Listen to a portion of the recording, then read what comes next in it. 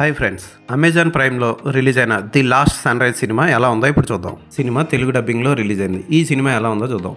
ఈ సినిమా కథ పెద్ద కొత్త కథ కాదు. హీరోయిన్ బ్రెయిన్లో ట్యూమర్స్ ఉంటాయి. ఆ అమ్మాయి సర్జరీ చేయించుకుంటే గతాన్ని మర్చిపోతుందని భయపడుతూ ఉంటుంది. దానివల్ల సర్జరీని పోస్ట్పోన్ చేస్తూ ఉంటుంది. అయితే ఎలాగైనా సరే సర్జరీ చేయించాలని తల్లిదండ్రులు, ఆమె ప్రేమిస్తున్న వ్యక్తి ట్రై చేస్తారు. సర్జరీ జరిగిన తర్వాత ఏం జరిగింది, ఆమె గతాన్ని మర్చిపోయిందా, ప్రేమకు దూరం అయిందా అన్నది మిగిలిన కథ. ఈ మధ్యలో ప్రేమ కథను మనకు చూపిస్తాడు దర్శకుడు. ఆ ప్రేమ కథ రొమాంటిక్ సీన్లతో, న్యూడ్ సన్నివేశాలతో ఉంటుంది. అంటే మరీ దారుణమైన న్యూడ్ సన్నివేశాలు కాదు, కొంచెం ఉంటాయి.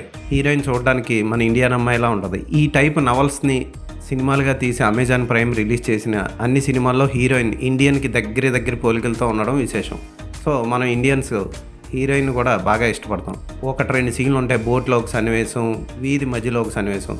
ఇలాంటి సీన్లు పిల్లలతో కలిసి చూడకూడదు. ఈ సినిమాని ఫోటోగ్రఫీ అదిరిపోతుంది. ఐలాండ్ కానీ, పార్టీ సన్నివేశాలు కానీ, కాస్ట్యూమ్స్ కానీ, ఫోటోగ్రఫీ కానీ, ఎడిటింగ్ కానీ అదిరిపోతాయి. ఎక్కడ బోర్ కొడదు, చక్క సాగిపోతుంది. క్లైమాక్స్ని ముగించిన విధానం, ఫస్ట్ సీన్తో క్లైమాక్స్కి పెట్టిన లింక్ కూడా బాగుంటుంది. తెలుగు డబ్బింగ్ బాగా చేశారు.